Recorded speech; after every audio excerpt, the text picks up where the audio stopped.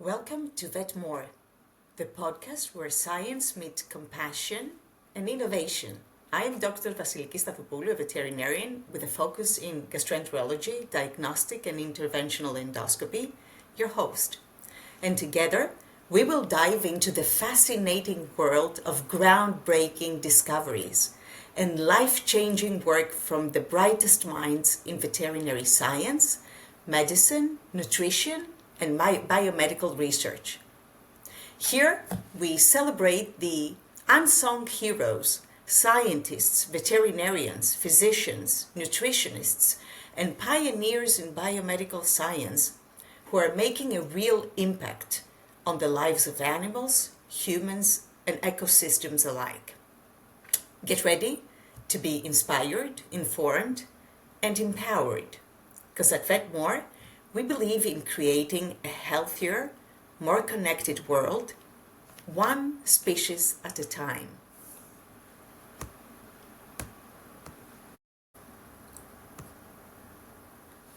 Let's talk a bit about today's guest. Panos Azmanis serves since 2015 as a raptor, an avian and wildlife vet in the Dubai Falcon Hospital at Wadi and Wadi Al Safa Wildlife Center in Dubai. He graduated in 2006 from the Veterinary Faculty of Aristotle University in Thessaloniki, and during his studies, he was actively involved in vulture avian conservation projects in Greece as field ornithologist and rescuer and rehabilitator. After graduation, he followed a rotating internship in small animal surgery and exotics in the same university, while parallel working as freelance avian and exotic vet. He gained his doctoral thesis on surgical methods for avian stifle laxation from the Clinic for Exotic Pets and Zoo Animals and Wildlife at Vessuis Faculty, and furthermore, he practiced small animal and exotics medicine in private practice in Athens, Greece, before moving at the University of Leipzig in Germany for a 3-year residency.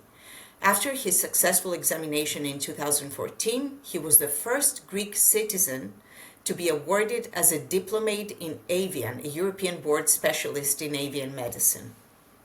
He's a member of the ECZM Examination and Education Committee, the AAV Wildlife Conservation Committee, multiple committees, the IUCN Wildlife Health Specialist Group, the Vulture Specialist Group, and Pelican Specialist Group, the Scientific Committee of the Hellenic Ornithological Society, the Board of the Hellenic Falconry Association, while is consulting voluntarily different Greek rehab centers and wildlife NGOs. He also serves as an unpaid vet for the only sea turtle rehab center, the Dubai Turtle Rehabilitation Project, based in the luxurious Burj Al Arab Hotel. And additionally, he's a frequent speaker in American and European avian exotic conferences. He has published many articles on avian medicine, on exotic animal medicine, on wildlife diseases, and vulture raptor conservation. And his current clinical focus are infectious diseases, ophthalmology, and cardiology in falconry birds, as well as diseases of wildlife. Panos is an amazing scientist, but most of all, he's an amazing human being, and I'm really happy to have him with us today. Hello, Panos. How are you? Hello, Vassiliki. Today? I'm very good. Thank you so much for coming. Thank you so much for, doing us the honor to share with us your experiences and your background. And I think that people will be very interested in what you're doing and your passion in veterinary science and in your field. Thank you very much, Vassiliki. It is an excellent opportunity, and it's indeed my honor to be interviewed by you and to participate in this very interesting podcast and this great opportunity to highlight a little bit the veterinary profession, but also as well our different career paths, and maybe help younger generation of veterinarians and inspire them on the different possibilities that they have through the veterinary science, and not only. Exactly, exactly. First of all, before starting out, please tell me about your attire. What you're wearing? Yes, actually, I'm wearing the head cloth is called the gutra, and the rest is a kandura or dishasha, is the traditional dress that they have in the United Arab Emirates. Actually, this is um, not the typical traditional. It's a modern variation of it, as well as the gutra normally is the white one, but this is the winter one, and also has different forms and Colors?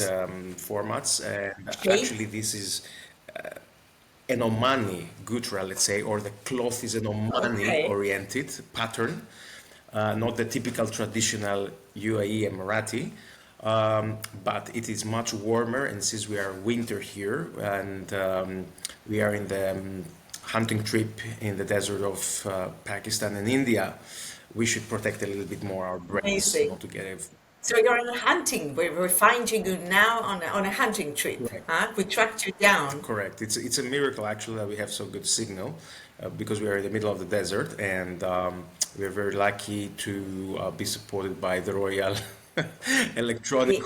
The Arabs will always find the way to have the Absolutely. best connections, to find to have everything, at the utmost. And actually, what we need to say it's the royal hunting. It's the highlight of the event of the royal family in Dubai, and not only, but in all Gulf countries that they have a Bedouin origin. That means Saudi Arabia, Qatar, Bahrain, Kuwait, UAE. So you are with the royal family and you're hunting with the falcons. Correct. So what So instead of dogs, you have falcons as hunting exactly? This is animals. a traditional. And what are you hunting? This is a traditional Bedouin art, falconry, and it's quite very important for the Gulf Bedouins, and because it was a mean of survival back in the days that they didn't have guns and bullets and firearms or provision of meat that they can buy. So using the falcon, the migrating falcons, they used to trap them, and then with them they would hunt other birds mostly, which is like the stone curlew and especially the McQueen's Asiatic bastard. The bastard have a weird name, but it's actually a bird like you can imagine it as a slender turkey. Is a medium-sized arid land bird, steppe bird. It can weight from 1 to 2 kilos. So it has very different ways to be caught, and it's very challenging prey for a falcon because it's very courageous. It can camouflage itself. It can fly very fast for long periods. It can fly very high. It has the different defense mechanisms. Like for example, if we go a little bit on the anatomy of avian anatomy of the bastard, they have the cica, and then in the cica they have two protrusions of the cica, and they are filled, of course, with fecal material. And then, of course, Fecal when they material. get attacked, they have the possibility to Expulsion. expulsion and blind their enemy. So a Okay. falcon can really Like the octopus in the sea. pretty much, yeah, pretty much. And the other thing, they are very formidable. They can fight very Amazing. well with wing beats or with their feet. They can kick a falcon right straight in the head. They can break their wings. So it is a falcon to be able to attack and finally hunt and kill a Hubara bastard, as we call it in the local language.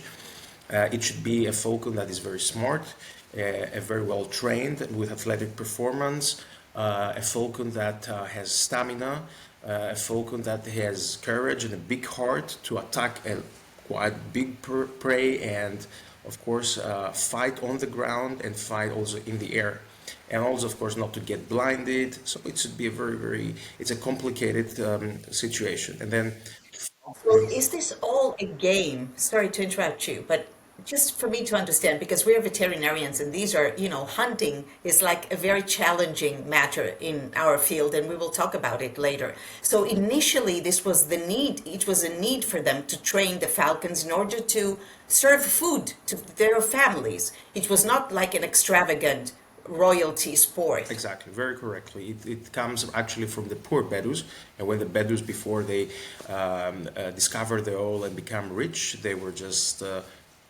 herders and people that they were living between the caravans, the camel caravans. They were being traders, and they would have been, let's say, in the winter or in the summer, they will go by the beach. So they needed meat, and everybody understand that If you're in the middle of the desert, you don't you have have no many options. resources. So practically, what they have, or what used to roam, is a very low density population of gazelle, of hare, and these birds. And these birds, they were migratory birds. They will travel from Central Asia to come winter in the Arabian Peninsula. And of course, as you understand, when the prey comes south, migrates south, the raptors, which are the natural hunters, they will come also south. And there, the poor Arabs, they will find different tricks how to trap the wild falcons, and of course use them on their benefit in order to provide family meat. And that's why As I I understand it, highlighted that it is, there is allowed 2 kg. So it is a quite important meat source, important source that we yeah, could do as a definitely. soup. And in order to get it right, this hunting is on pretty much equal terms. You do not trick the animals into, hunting them, but it's pretty much, a falcon versus another bed, or a falcon versus another prey, probably. Exactly. Very, very well said and well put. That actually we don't hunt. We are the handlers, and we are the partners of the falcon. And the falcons, what they do is what they would do, what that they would have done naturally. So they would just boost their physique, and we boost their stamina, and we boost their We confidence, already have the instinct. and we nurture their instincts practically in order to achieve their goal and our goal, and then we share the meat, kind of. So always the focus. So you're like a caravan. How many people are you there on this hunting trip, and how long is the duration of the trip? First, to say that as a veterinarian, my role there is to have a mobile clinic for mobile hospital for the falcon setup. So the question would be like, why a vet would go there? Of course, I'm a falconer and I enjoy that, but it is a distinct role that we have. And my role is to set up the veterinary clinic and as well accompany the falcons during the hunting all day long. In case we have severe accidents, and provide first aid health. Do you have emergencies? Yeah, we do have emergencies. Is it often to have emergencies like traumatized falcons? Yes, but not very often anymore. In the past was more common, now is less common. And sometimes the traveling from the base camp would be like 70, 100 kilometers. So always we have a bag, a first aid kit that we can stabilize fractures, that we can give, even perform small procedures, small surgical procedures in the field. We have all the anesthetics there, injectable anesthetics, of course, and then is the first aid, and then of course we can return back to the base camp where we have the mobile clinic, which is fully equipped with hematology, biochemistry, endoscopy, X-ray, surgical My equipment. God. So you bring all the equipment to this trip. It's like, and this is all and set up. what is the duration? 1 month, 2 months, weeks? Yeah, the How long duration is can it? vary depending on the sheikh's will, let's say, and the season. Sometimes it can be like 1 week, sometimes can last 1 month, sometimes can travel. The personnel can stay in the desert for 2 months, for example, and the royal family members, they can come and go. So you might be permanently there, stationed, let's say, for 1 or 2 months, but the actual hunting would be like 2 weeks, and then 2 weeks off, and then another week, and so on. On an intermittent basis, Intermittent yes. And do you live in a tent Yes. at night? And how is the temperature there? I mean, I really have so many questions. I wanted to start off with other questions, but we're going to go there. But this is so fascinating. Indeed, as a veterinarian, we are only few and handful of veterinarians that we have the privilege to accompany royal families, not only in Dubai, but also in Abu Dhabi or in Qatar. and to have this huge operation of people, of resources, and stay there for 1 month and so on. So it's a very off the topic as veterinarian. It's very unique. I'm glad that I'm doing that for 10 years, and it's always a pleasure. So now, regarding the previous question, how many people? I mean, that can vary from the group. It depends on the guests, because we're always the royal family members. They might have their own guests, which are other sheikhs and other family royal members. So that depends Royalties, also on the yes. availability of the prey, of the Asian McQueen's bastard. It can vary from the temperature, from the obligations of the royal family members, and the people that we have. They can be, let's say, categorized in 3 or 4, let's say, large categories. The one is, of course, the family, the royal family members. The second are their guests. The third are the VIPs, which practically are also the falconers, I mean the hunters, or let's say the handlers of the falcons. The fourth would be the higher staff, like the doctors, like we have physician and veterinary doctors and Definitely. veterinary. It's like a moving town in the desert, a Yeah. moving small city in the And desert then, with of all course, the and amenities. then of course we have the supporting staff that, they are the kitchen, they are the people that are setting up the tents, and people that they provide and make sure. And It's the fifth would be the security people. And the security people, I'm not allowed to say too much, but again, is divided in 2 categories: people that they are from Emirates, and people in special forces from the Pakistan. Yes, of course. Of course, So I actually, understand. what is happening? It is a camp that maybe has 60 to 70 tents, and it's like a military camp practically set up. So it is a desert. It will be set up, and then when we leave, we will leave it as a desert again. So everything is done on the spot. So there is another team of people working for a couple of months before we In arrive. order to settle everything up, Exactly. and then that's amazing. And what kind of temperatures are you encountering Yeah, the temp during the day and during the night? Because I know that these are extremes. Exactly. It is the step in the borders between Pakistan and India. So actually, the Rohi Cholistan desert, as we call it, and it is it's not does not have this extreme temperature like in other deserts, like the Sahara, for example, or Arizona desert. So in our case, it's a more temperate, let's say, stepping zone rather than a completely desert. So the temperature will vary from 5 or 2 degrees to 18 degrees, let's say, during the noon. And of course, in the night will be much colder. Of course, if you have fog, if you have other rain, it will drop down. The most important thing is that is not the actual temperature, how you feel, because you have a lot of humidity. Actually, at 2 degree or 3 degree, you might feel it as -5, -8 degrees. Yeah, Yeah, it's not a dry cold; it's a humid cold, so it's very it's more humid. Yeah, penetrating. Yeah. yeah, I've experienced it. And Uh, just to add on that, on the temperatures, because all the hunting is done in open cars. So when you're going and you're traveling to the deserts, like 70 kilometers, then you want to reach the hunting grounds early. That means that you have open cars, that you have all the dust and all the wind blown directly to your face. Plus, also the cars, they would be driving like 100 kilometers per hour. So it's even more cold. yeah, yeah, I understand that. I get that. And how about the dogs that you have with you? Can you share a bit about the breeds of the dogs that you have on your hunting? I know that they're not hunting dogs, and they used to be the traditional dogs Right. of the people that. Now, in the hunting, we don't use when the falconry we don't in the Arabic falconry way, because we will explain later what falconry is in a more extensive way. But the Definitely. Arabic, let's say, style is not using dogs, so we don't use. But they had dogs as companions in their tents. No, I will explain exactly now. But for the falconry, they were never accompanied by dogs. In the traditional form, if we go back 100 years, they will have a camel, a Bedouin will have a camel. We have a Saluki dog, which is a runner dog. It is a signed hound breed.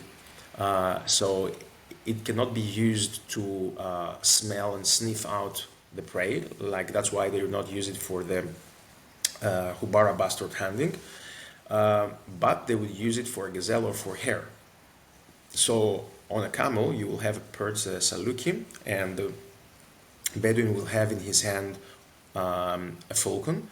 So whenever during being in the desert with on his camel, herding his sheep, if he would flash out a hare, the Saluki dog will just jump out of the camel's hump, and then will just go and hunt the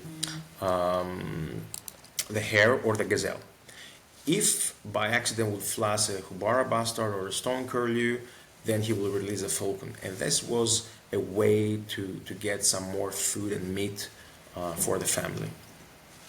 They were companions. Both the falcon and the Saluki dogs were companions, loyal companions for the hunters.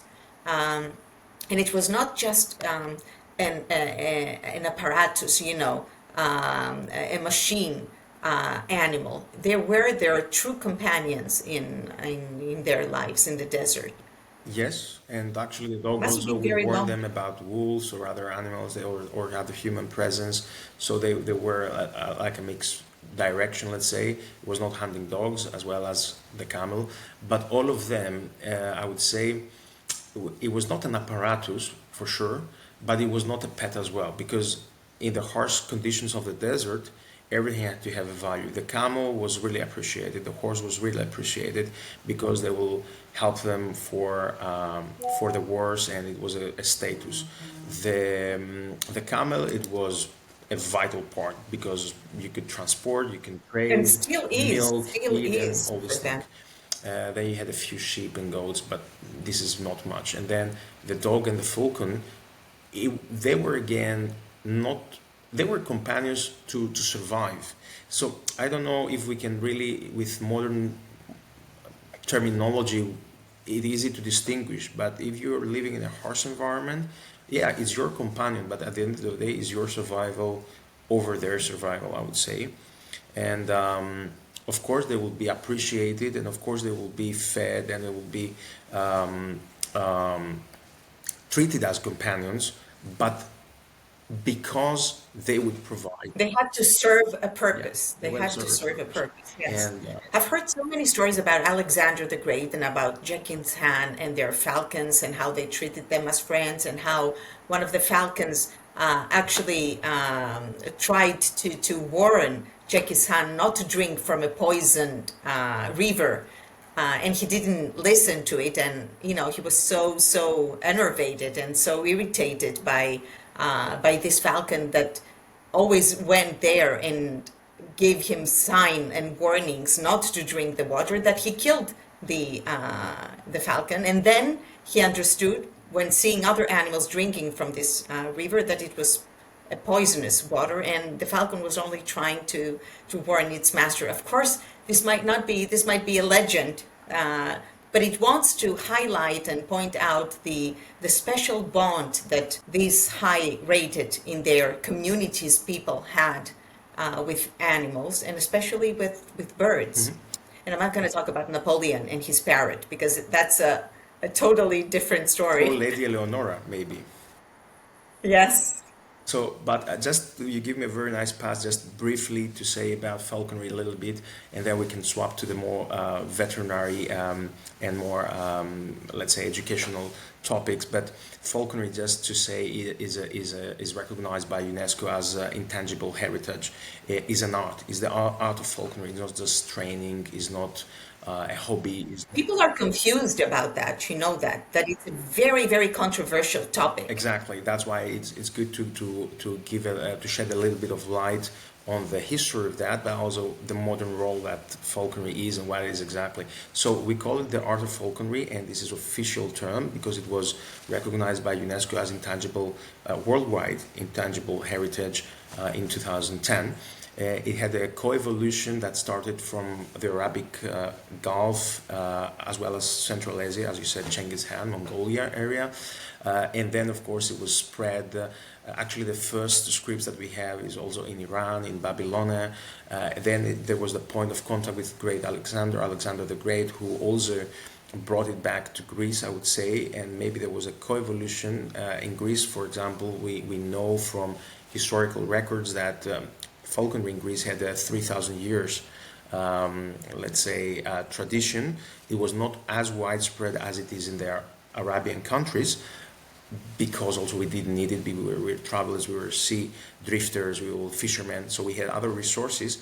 But because of the environmental exactly peculiarities. So it was much easier for the Greeks to survive in the Balkan Peninsula, but it always existed. And then, of course, it spread also to Europe and to Africa, and now it's a global. So we have old records from China and Japan, going westwards to the United States. And of course, now in the modern era, falconry is not anymore, let's say, a necessity. It's still considered an art, because not anyone can train. Like, there's some kind of a special breed of people, or bloodline of people, if I may say, mostly coming from indigenous communities like the Kazakhs, like the Mongolians, like the Arabs, that they are still very indigenous communities, very bound to the bond with the nature and to the balance between nature and survival, and how the resources, the natural resources, are used for their survival. So that's why it's more prominent to these countries. We will call it, the Westerners, we will call it primitive, but actually it's not primitive. Now it is, let's say, it's not a hobby. You can use it as a hobby, as a hunting hobby. It's not anymore a survival skill, but it is something that needs a unique, let's say, skill and a unique modus vivendi, which means way of life. It's a way of life to be a falconer. People have to understand that it's not a game, and we as vets have to understand it, because I know that many maybe NGOs are against it, and of course you have your own NGOs that are that are in favor. It's a very, very controversial matter in terms of are we actually intervening in the are we killing prey? Are we hunting for fun? Yeah. And to be honest, people have to understand, as you have clearly explained, that falcons are hunting animals, and in their natural environment, this is what they would, anyway do. And you're not facilitating the falcon. You're just letting the falcon exhibit its smartness, its way of thinking. There are, this is a huge conversation and very controversial as well. And you can all, for sure, accommodate everyone's opinions. And for sure, it's very respectful to hear and understand and find balance. First, I would start by saying that the hunting trait in the humans, of course, is not a necessity. Of course, we cannot hunt. But still, there are communities out there, outside of the Western world, that we sit in our couch, in our comfortable couches, let's say, and with the internet and having this nice podcasting, and I have it right outside my tent. I can see people that they haven't washed up because they don't have water for more than a week, that they don't have basic healthcare. So what I wanted to say is that still in the human, let's say, species, we have traits, which is the hunting, because this is where we came from. So hunting is part of us. So of course now some people or some community members will say, yeah, we don't need hunting, this is outdated, and we kill poor birds and we kill poor and it's just for pleasure and they are bloodthirsty and whatever. That's why I emphasize that falconry especially is a very traditional way. It's a very sustainable way of hunting, is a very natural way of hunting, because as you very correctly pointed, we don't help the falcon, we are the companions, but facilitate what the falcon would do in nature. And there are rules for that. For example, a falconer cannot carry at the same time a gun, right? So that means that if a falcon misses, you cannot go and shoot it. This is unethical and immoral and so on. So there are more deep rules. So you have special Of rules course, in there are order laws about it. There are to specific ways to prevent. prevent that. And of course, the controversy is in more aspects. For example, as I refer to the Asiatic McQueen's bustard, it is a species that is, let's say, for sure over harvested in the Endangered? past. Is not endangered, but it could, let's say, it could be in a better IUCN status. But of course, it's not just the over harvesting or harvesting through falconry. It's a lot of illegal smuggling. It's a lot of illegal killing. It's habitat changes, You know, human expansion. this is where the vets should stand Yeah, up, diseases. because illegal hunting and tricking the animals and make them suffer, this is not proper. And we need to understand also, and this is another point, that nature is hard. Nature is not a Disneyland. Nature, the moment that the parent will leave unattended the little foal or the little chick in the nest, it's gone, and they will be devoured, alive. They will not be all these Yeah, welfare. it's different that this goes way, out of the hunting a small rabbit or Yeah, a bird with 10 cars yeah, and absolutely. everything, all your armory and guns and stuff like that. I Absolutely. mean, this is not Yeah, ethical. yeah. So there is a very, very thin line, and especially for us as vets, because, and I suppose for you as well, there's a very thin line between what's ethical and what's, Exactly. not ethical. And that, if I may say, personally, I had to be very, very solid in my opinions and back it based with evidence-based medicine and facts, because Exactly. I can get so many questions and controversies. As you said before, I used to work, and I'm still working in a lot of wildlife conservation projects in rehabilitation centers all over the world, and the most people that they see the word black and white, they don't understand is hunting and anti-hunting. Is either you're an environmentalist or you're a bad hunter. They cannot understand that falconry is a unique place that is actually a bridge. And then talking about bridges, I would say that falconry, and I will, I'm fortunately, I will set you back a step about Genghis Khan and about royalties. And I would say falconry is another way of cultural diplomacy, and this is Yes, because definitely. I totally believe that. I'm it is totally in is a favor of that. language that Yes. I can speak to every person, because it's a unique language, and it's foremost, and this is, let's say, very unique here in the Arab Emirates, because the falcon and falconry is such a huge thing. It is the emblem and the symbol of the state. It is their heritage, is everything. So as the Chinese government, for example, will give a gift to the American government, for example, a panda, because this is the symbol. The Arabs, they will give a falcon. And then here we Yeah. need to save very, And there are some falcons that are so expensive that cost, more than yeah, hotels. exactly. And Not, then, but it's not always the money that is behind it. It's just the no, it's the symbol. symbol. And It's the symbolic act. Yes. and exactly. And as I said, there's unique is a unique corridor of cultural diplomacy that's completely understated. For example, 1 week ago, the Greek Association, that I'm the vice president, we had a common, let's say, educational event in the embassy of the United Arab Emirates in Athens, and that is bridging people and teaching children about the common heritage that we have. And the same is with Mongolia, the same with, let's say, now falconry is recognized in 109 countries around the globe. So you have these communities all over, and that can be a very, very significant way of communicating, Bonding, of connecting, of connecting. Yeah, sharing. correct. And Yes. as I said, as a vet and as an avian specialist and wildlife specialist, I should have very, very crystallized opinions. And how you do that, I had to go into depth.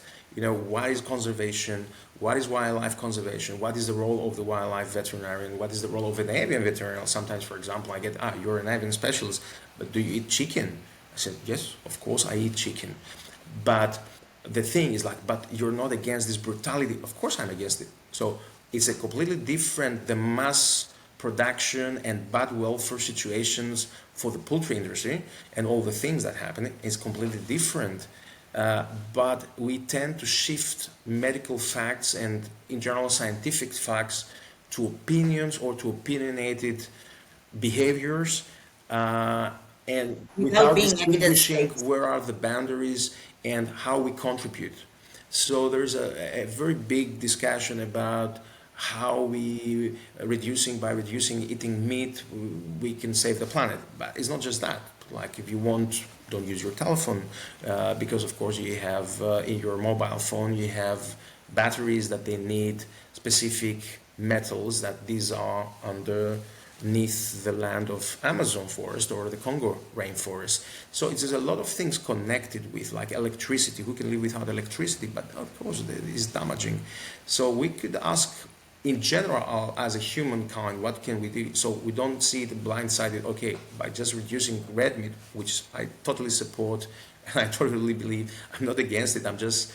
Because the cow, all these cow breedings and it's just the that, system is you know, really if we fly five times from United States to Dubai, do we not harm? Do we not contribute to the global warming? And of course there's climate change, of course there's global warming, is rarity of water, scarcity of water, and a lot of other resources. So I'm not saying that this, but I'm not saying that to reduce the importance of it. I'm just saying that is not the major problem, and we should have a global view and a global self-understanding where we want to say we are ecologists, we are conservationists, we are pro-nature, we are pro-welfare, pro-animal welfare, we are pro-animal whatever. And then we need to understand, especially if we go to the welfare issue of the animal welfare, and I'm sorry that I'm stranding away. No, that's very the interesting. welfare. We need to understand that some animals, they are working animals, and they should stay working animals because this is their purpose, and they were bred for hundreds of years for that. And I don't say that we need not to care the welfare. We should strengthen the welfare. Do we have the reason to have working animals nowadays? Do we have the reason? Maybe in some communities, in Africa, some communities, rural communities, but in our days, in our communities, in the Western communities, is there any reason to have this term working animals? It depends there is a space for them. There is a space for them. Like, I mean, AI is knocking our door right now. AI, artificial intelligence, it's going to replace us. Can't we replace, the working aspect of dogs? I'm just asking and giving you absolutely. food for thought. I will just reply with another question back. Do you think that AI could help the logs from a 2,000 mountain altitude habitat to be removed without the mules? No, it depends. This is why I'm saying the Western communities. In the Western communities, there's no reason. Like, all right, let's go to the fancy Santorini that everybody knows. I mean, of course, with AI, we can find another way to not go up with the mules and do it with another way. I don't really now. Especially with the mules in Santorini, what purpose do they serve? What purpose do they serve? Touristic, cultural diplomacy, touristic. I mean, all the tourists that come to Santorini are really, really, furious about this thing. Yeah, and this is where we say that the welfare, first of all, I'm not an equine vet, and I'm sure that we have some other good colleagues that they can answer these ethical points. I can answer about the wildlife. As a vet, I would say, but not with the specialist or the conservation, let's say, point of view, but as a normal vet, as a normal human being, I would say, this is something that the people in Santorini, first of all, we need to question about, and themselves. The second is, for sure, I'm pro 100% improving any welfare issues and to be very, very strict. Definitely. To have empathy. Because if you have empathy towards the animals of your planet, you become a better human. Absolutely. It's a one health system, and it has been proven many, many times over and over again that it's a one health system. We are parts of the same chain. Mhm. And if one chain is tortured, then our turn will come eventually. Correct. And that chain, we already disrupted it 100 years, let's say. And I would say one more thing. We have a very special region, which is the Mediterranean. And why I'm saying that? When we're talking about United States, South America, all these lands that they are perceived as virgin and unspoiled, like Alaska, for example, or Antarctica, that Yeah. people never set foot or never. We have a very different situation in Mediterranean, because here we have a coevolution of the humankind and the human species together with nature. And I could tell you that a lot of things that right now are endangered in the Mediterranean basin is because we humans are more modernized. So we disrupted this long-term balance, because the ecosystem and the human activities, they were going and co-evolved. The same is the wild species. So in Mediterranean, we never had this unique rainforest that nobody could go in, right? It was always Everything was accessible. Everything was accessible. accessible and co-evolved and balanced, I would say. And right now we have different sorts of imbalances, which I think it's more to the ecological point. But for example, we have human expansion, but at the same, it's not expanded in specific areas. It's expanded in the cities, but that means over concentration, and then that means that the people that they used to have traditional activities like fishermen, shepherds, and so on, they abandon their rural areas, and that means changes in the habitat, of course, that might benefit wildlife, but it will not benefit biodiversity, which is very complicated if you consider that, because the human activities in the Mediterranean basin and maybe in other parts of Earth, but I'm just talking to the ecosystem that I know the best, they used to create microhabitats, microclimates that we would boost biodiversity, which means all the different plant species, all the different insect species, all the different bird And it's species. not only the animals, it's the coral reefs as well. And I know that there's a project in Saudi Arabia about the rejuvenation of the coral reefs with stem cells. Yes. With stem cells. I mean, they're putting stem cells on the coral reefs in order to be reborn again, to give rebirth to the coral reefs. Absolutely, and when we go back in Dubai, because I'm cooperating with the Dubai Turtle Rehabilitation Turtle Station, but also they have aquariums and is all the Jumeirah group. They do have at least 2 or 3 projects of reconstructing coral reefs in the coastline of Dubai and in other places like in Maldives or in other places.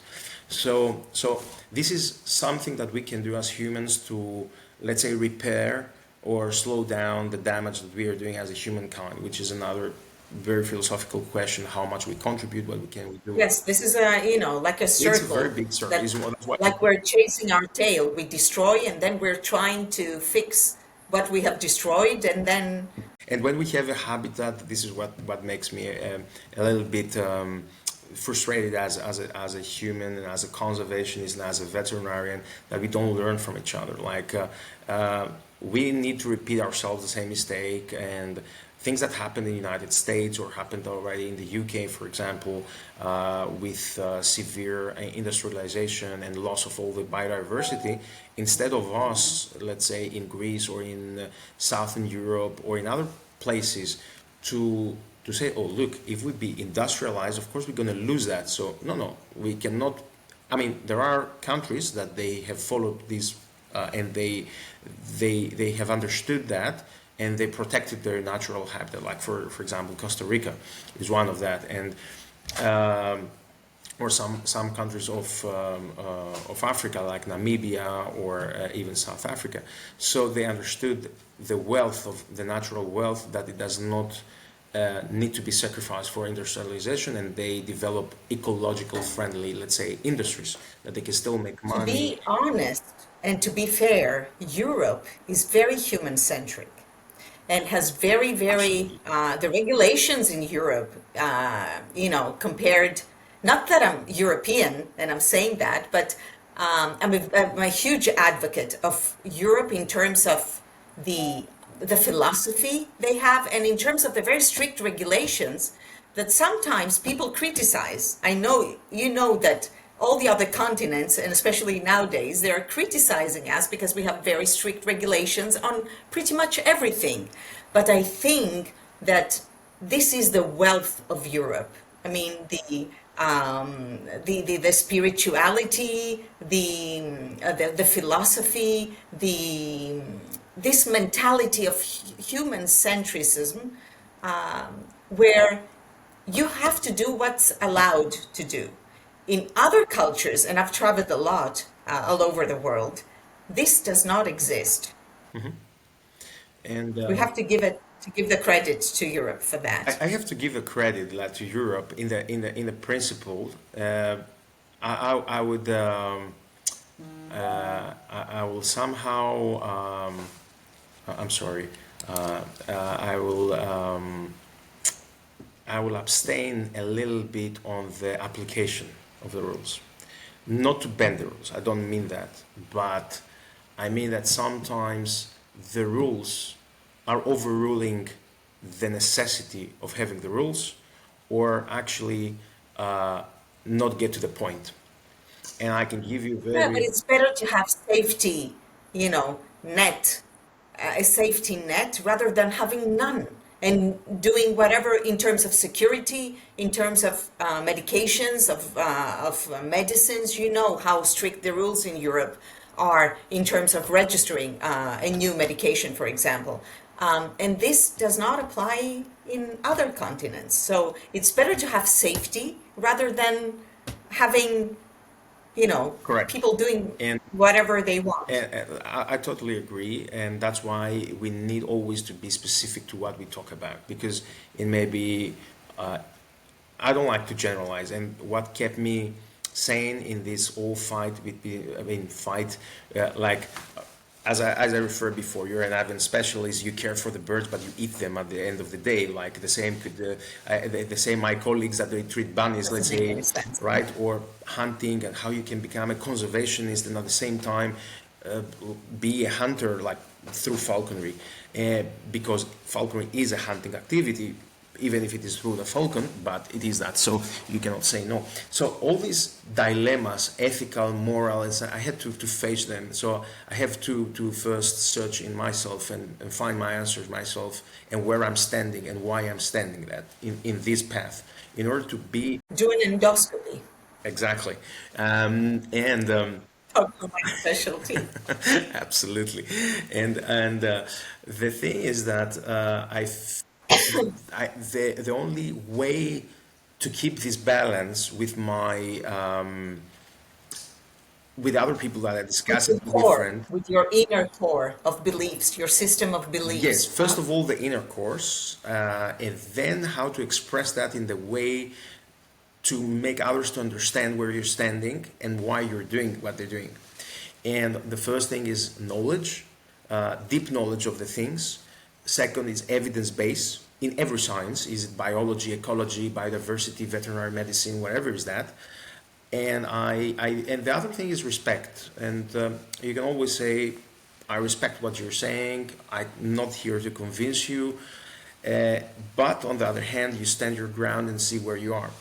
But an example, And these are the facts. exactly, These are the facts. There are some undisputable facts. exactly, and Science gives us that. absolutely, science in general. And then, but unfortunately, little people, I mean, very few people, they will read, they will, even fewer people, they will critically think and use the scientific facts. And now science Some is people do not know where to read, actually, because absolutely, everything that's presented in the internet, in this huge, it's, mixing bowl of everything, is not true. And now we're going to have bigger, with the AI, which I'm a huge advocate. It can help us in many, many ways. We will have a huge problem retrieving the true facts. After AI, it's going to be an after AI application and pre-AI application era. even in scientific data, which is a huge problem for us. And the reason when I totally agree, and I'm also pro AI, but as in everything, I would go back to our ancestors, like, mirror is everything, balance is everything, is not the tools that we use to improve our lives, is how balanced we are and how sensible and how non-greedy we are. And I don't have much faith about especially the greedy and all the seven sins that I don't I want to have sound faith. religious, but I'm just trying to pick up something that to express that I think as a humankind we don't have balance. Maybe in a personal fight and in a personal aspect we do have some balance, if we can say, or balanced opinions at least, not balance to what we are and with the surroundings and to the society or to the world. But at least in specific topics. That's why I wanted to tell you that before, when you're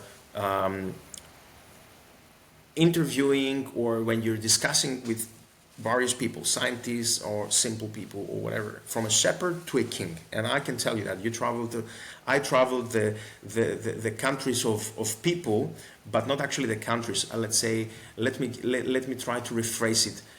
I studied the languages of people from the shepherd and to the king, and all of these, they require special skills of communication, how to get from them, how to learn from all of them, how to give them their opinion in the means that they will understand something. And this is very, very important in conservation, in science, in how, and we often. Every time there is a conflict between humans, there's a lack of communication. Something is missing in communication. It's not that we fight because we have so different, views, or so different, so extreme, opposite belief systems. It's because there's a lack of communication. I could not get through to you. You could not get through to me. And that is, my dear Vassiliki, is the alphabet of each language, and I don't mean it on a linguistic. Exactly. And on a linguistic, I know ABC, I can speak English, I can speak German, is to speak the language that it will be heard by the shepherd, by the king, by the investor, by the conservationist, by the whatever community member. And this is something that we never taught, and this is again something very, very hard. And that's a lot of the projects These are they soft fail. skills, Pano. These are soft skills, and they're not taught Exactly. in our schools today, and they should. And They should. This should, but you cannot learn. I mean, this is a part of experience and part of exposure. And the other thing that I wanted to emphasize here is that when we are conducting a discussion, I always tend to say, be specific. Okay? Give me the specific topic, because even just changing a word in a topic, it changes the whole meaning. And that means that you can bend the facts or you can use different facts. And that's why we need the You said a generalization key word now. creates When a confusion. patient comes, I'm sorry? when a patient comes to the clinic, we say, what is the primary complaint? Because the pet owners will start telling you, all the things that worry them, and start from zero A and go to Z, and they cannot focus. So what is the primary complaint? What is your primary complaint, your topic, as you So said? exactly. So is like if we go again to nature conservation and to ethical, moral, like welfare and all these things, it is very, very generalized. Like if it's just like, okay, we should not have hunting, we should not have this, we should not have working animals. We don't need, it's over generalized topics for me.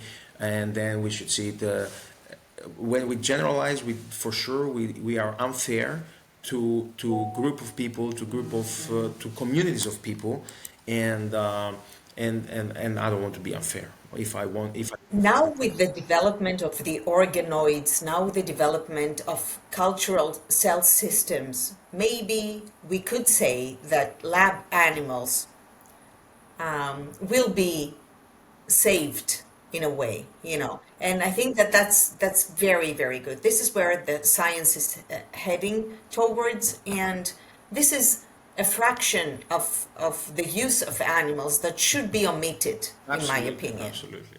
And then again, we need to, as I said, we are talking now, we're jumping to a field that we don't know, or I don't know very well. I done lab Yeah, me animal neither. Me medicine. neither. I have done courses because as a scientist and researcher, I had to take welfare courses about how do we handle laboratory animals, how we conduct our research. We should bring a vet that's into lab animals I can and introduce talk you about to that some because of that's them. a very Yeah, interesting. it's very important It's a thing. very interesting. And the thing is that we need to understand why we do everything. So when we use animals, we need to understand why we use them. And then, of course, as I said, there will still be detrimental opinions. So one opinion cannot accommodate the whole society. That's why we have the state, we have the laws, and we say, okay, as long as this is lawful, as long as these follow specific rules, that is safeguarding specific values and morals and principles and so on, then it can Quality quality controls, control. you know. And of course, if the laws are kept and be controlled, and that's an important thing. And you know, going back to what I was saying is that, for example, if you use experimental animals just to have your lipstick, I'm against that, right? But if it is to use laboratory animals because that would produce a new cure for saving thousands of people, I would say again, and I would extend it to one step farther because I'm a vet. So I became a vet because I love animals. So if an experimental treatment and cure that has been successfully applied to people or already to a group of experimental animals, why not be extended to our pets, to our livestock, to our falcons, to our whatever is that, and benefit their health as well. And this is something that it gets overturned to this chain and circle that you referred to before that. Yeah? So where did you grow up? And what was your childhood like? Where did you grow up? I grew up in Thessaloniki. So Thessaloniki is the second biggest city in Greece, and I'm not a rural boy. I'm a city boy, I would say. And I went to school in Thessaloniki. I went to the university, to the veterinary in Thessaloniki. But my father comes from a village, or let's say a small town outside, and then I had to visit my grandparents, and I was had contact with nature and animals, and this is where the first love came. I would go. So this was the particular moment in your life that you knew that you would become a vet. I didn't know. I didn't know anything. You didn't know? When did you decide? That's interesting. I knew since I was 3 years old. Oh, But I know that yes, I was saying that I kept a journal since I was, since I could write, 6 years old, 7 years old, that I will become a vet. 3 years old. 3 years old, I was saying, I was telling my mother that I will become a vet. Women and That's girls it. mature earlier than boys, because I understood that later. No, I, I can say being conscious. I was attracted, I think, to animals from very young age. I think my mother only can say that exactly at what point. Myself, I can recall having uh, animals. I mean, stuffed animals and stuff since Did I you was have young. pets? Did you have pets? Yes, I did have, but in a later age. Later age. And I recall being like 5 years old, being on a horse, and I recall trying to catch, let's say, 4 year old out to try to play with a sheep. And I know at 7 I was electrocuted by a fence because I wanted to pet the cow. So I did not recognize that this was an electric fence. So just like, Electrical yeah. fence. So it was Thank God you're alive. that left some brain damage. That serves that. So which I still carry right now. But I think I would say the attraction is something that was in my blood, and it's not something that inspired from. It's in my DNA, I would say. And I think all the things that I do, it's somehow expressing DNA. It's not a conscious choice. It is something that is expressed by previous DNA carriers. Let's say my ancestors. I don't know what. It's your subconscious. It's not DNA. It has been proven that it's only 5% our DNA. It's the subconscious. It's what It's what you were exposed up to the seventh year of your age. So, were you curious about science when you were a child? Yes, yes, I developed as well natural science interest. Let's say, first of all, I was taking care all the animals. I had the habit to bring all the animals that I will find outside at home. This is the typical story. So you knew that you would become a vet. This is Yeah, the typical I, story of all our vet friends. If you ask them, they say that I was taking care of all the stray dogs, and all the stray cats outside the house. yeah, I was a little bit more weird. I would bring lizards, I would bring insects, snails. I would bring, let's say, chicken, ducks, all kind of things. So it would not be dogs and cats, and as I said, I was attracted to horses, livestock, everything. And what I would bring, of course, I could not bring a cow or a sheep at home, but I would, whatever is small, as I said, from an insect to a parrot, I would have everything, You hamsters, would bring it. everything. And the other thing, because you asked me if I had interest in research, the earliest thing that I remember is that I found I was in a stream and I was going out, and then I found these tadpoles, and then I found also a small tortoise. So I took a baby tortoise and I took also the four tadpoles with me. I created a small vivarium at home, and then I would. Your mom must have been very happy for that. Extremely happy. And then I realized that the tadpoles didn't work. So then I just had a jar of goldfish that it was not used. So I had to find out the way that the tadpoles they could survive.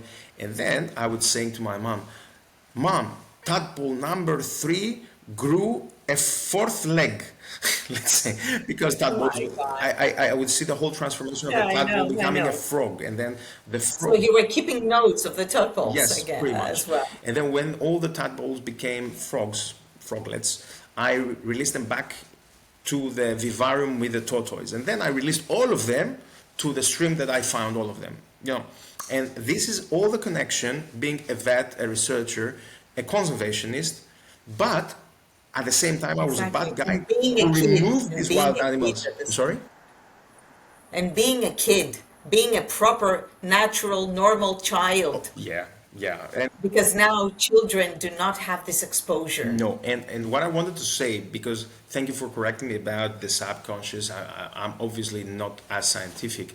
I said DNA. It's not.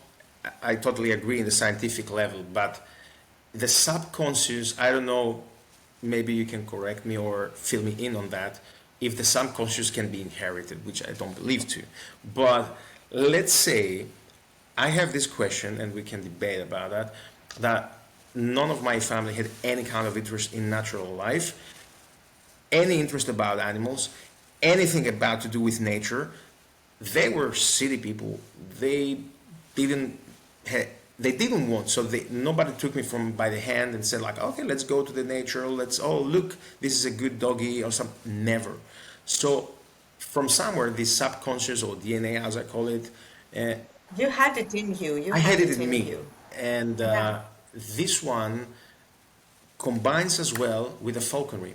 And I will tell you what, in the age of 13, This is what I was going to ask you. What inspired you to work with raptors and falcons and birds and everything to make this turn, from from the GP practitioner to specializing to these, to because this zoological this is medicine. not Um, this is unique. Look, as I said, when I was very young, I found everything attractive. Then I would know by heart almost all documentary films about nature. I was like, I was a TV. As long as much as I was a nature child, I was a TV child, and what I was watching, it was all documentary films. So I could tell by a scene in a documentary film when it was documented, where is it about, what's going to happen in the next scene, if the lion will catch the gazelle or escape or something like that, and that, of course, that combined quite well, and I was chosen to do this path, and then now doing my endoscopy and my let's say how Self-assessment. self. Assessment. Self-assessment is a more hard one. Like, I like the endoscopy. Let's say, or let's say, if I were the director looking back my life, I see that a lot of puzzles came to the right spots. So it was not a conscious decision becoming a veterinarian and specializing in zoological medicine.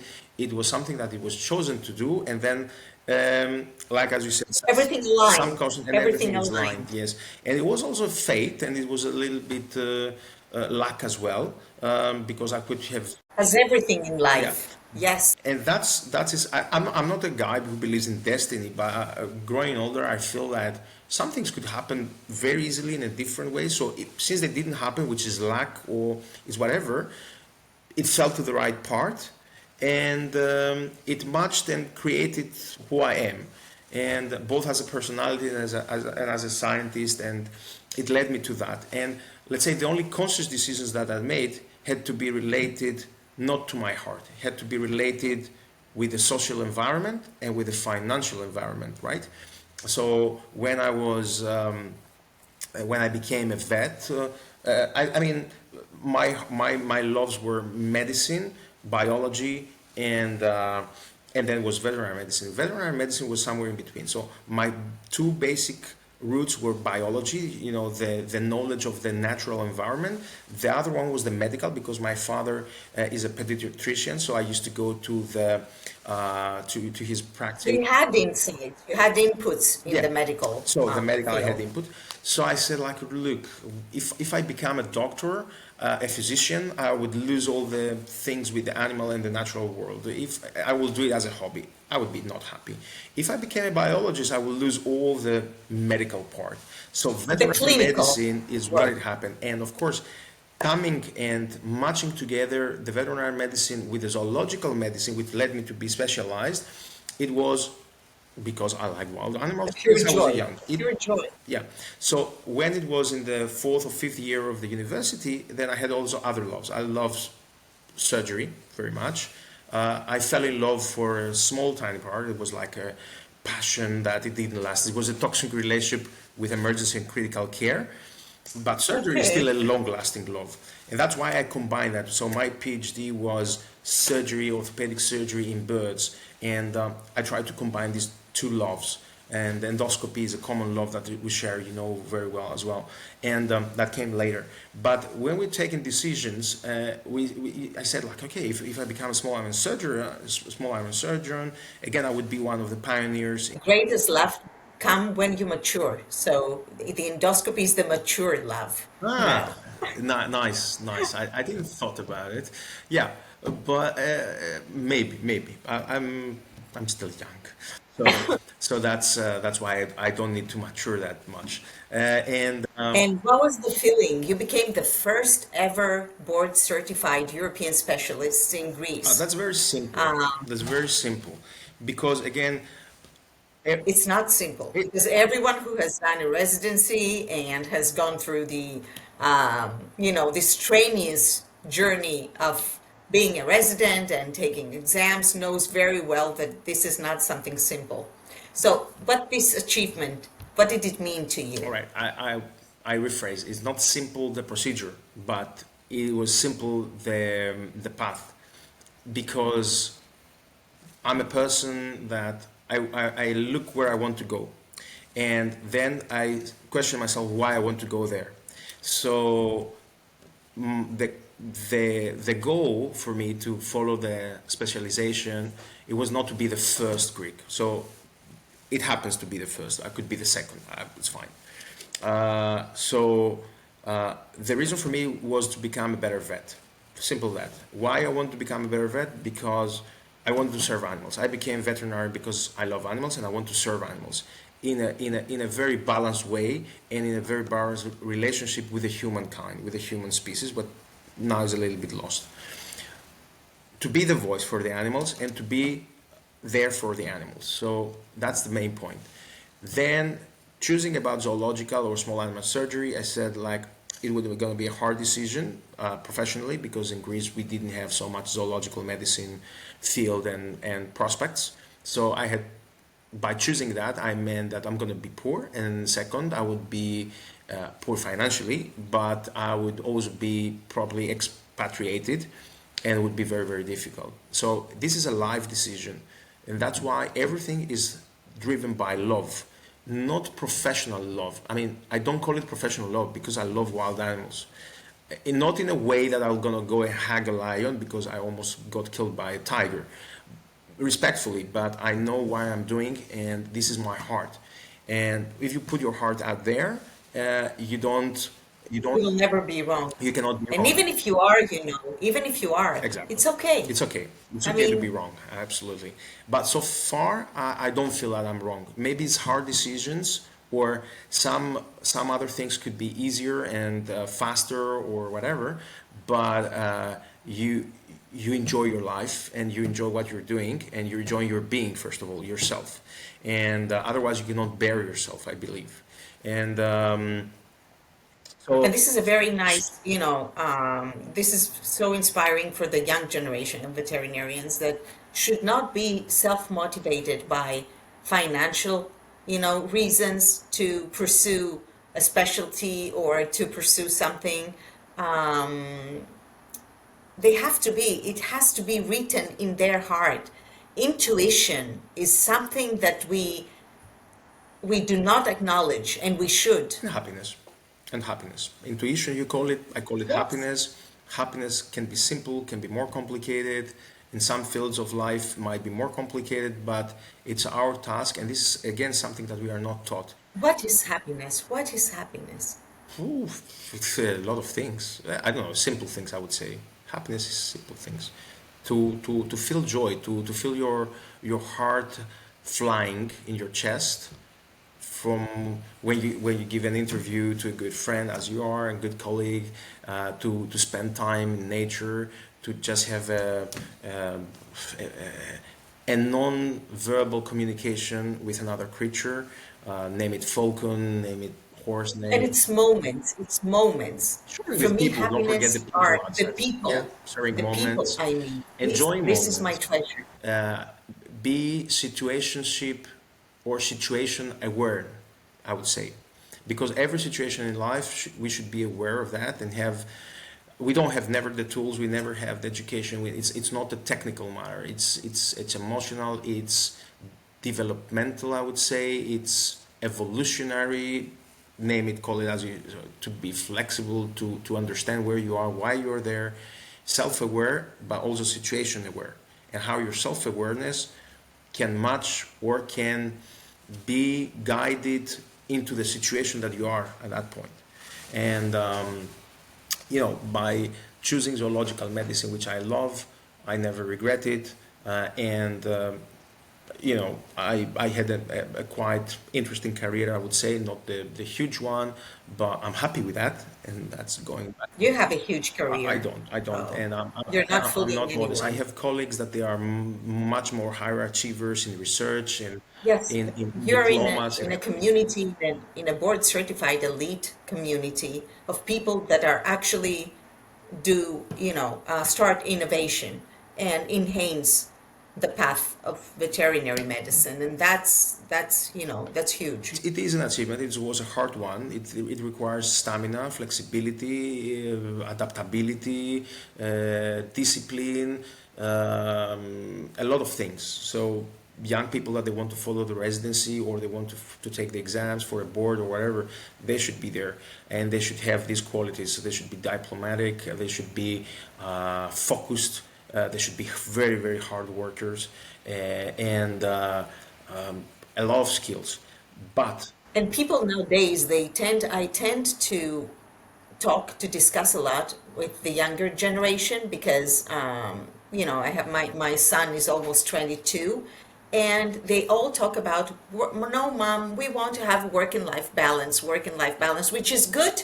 I do not say no, if this is what you want, but I was actually watching a TEDx speech the other day, and they were saying there was this clinical psychologist, and she was saying that 30s are not, 20s, which means that you have to invest in your 20s in order to know where your orientation will be in the 30s. And people mature in young this young generation, which I love because they're bright, they're smart, they're sensitive, they're empathetic, they are lagging in the time, in the decision, in the time that they're making decisions.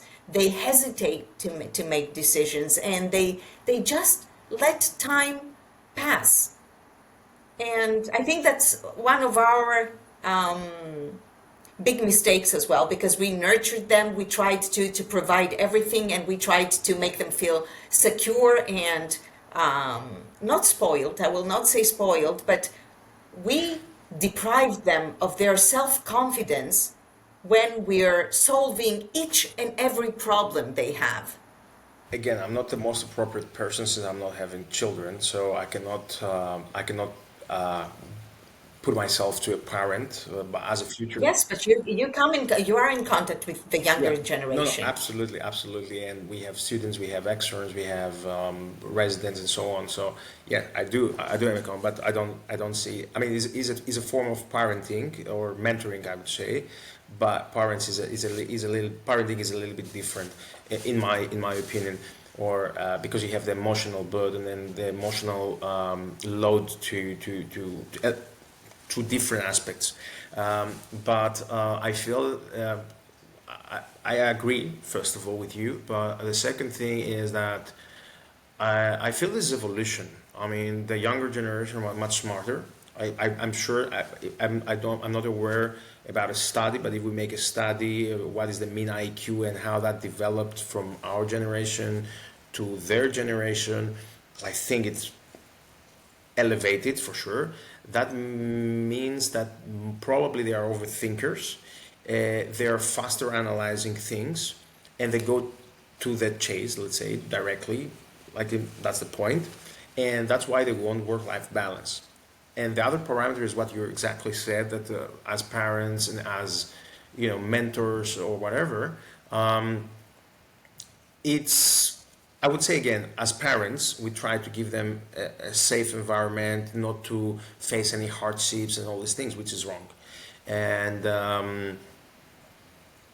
as mentors, like if you have a mentor, like people that mentored me and how I mentor my younger generation, let's say students or externs or whatever, is that I don't make their life easy because Yes, they have to. They have to solve the problems on their own in order to take the credit and the joy of solving the not problem. only that's the Otherwise, you problem, deprive them of this joy. not only the problem, to appreciate what they achieve. And they say you cannot appreciate the light if you're not in the dark, let's say, right? Yeah, And this is the thing. exactly. If you make it easy, okay, go and get a diploma, go get a PhD, go get do a very very complicated endoscopic procedure or a surgical procedure, and you make it easy. Yeah, yeah, this is AI. I will put the robot do it. Like, yeah, right. And what you get that? Where's your happiness there going? Huh? And actually, the other thing that is a little bit funny, I was listening to, I think, Bill Gates and or another achiever, anyhow, accomplished, and said like, yeah, everybody works about work-life balance, but actually, it's not a work-life balance. It means it actually a work-life harmony, and I borrowed that phrase because sometimes in your life you need to work. I'm sorry for the expression, your ass, and you don't have anything else as a life.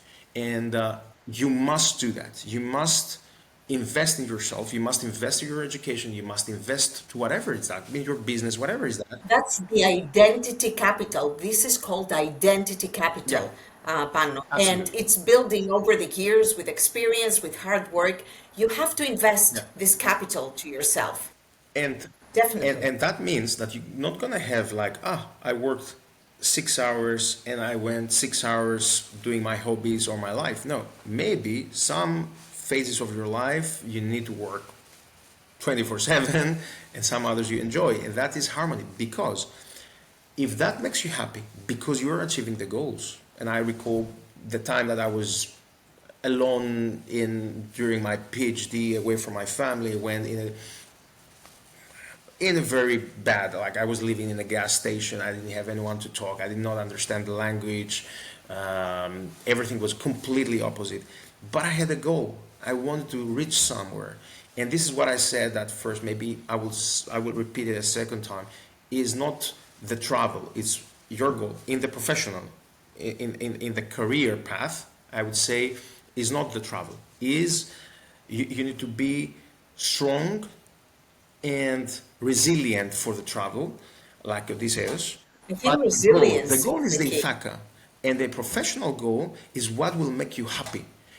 And again, the professional goal is not going to give you the money, or it's not going to give you necessarily the materialistic happiness, maybe, but it will give you your soul happiness, your real happiness, your truth love, and your truth happiness, and that is what makes you succeed in my eyes. How were these years now that you said that you were alone and you didn't know the language very well, you didn't have friends. You were in Germany, weren't you, or in In Switzerland? Switzerland first, and then in Germany, yeah.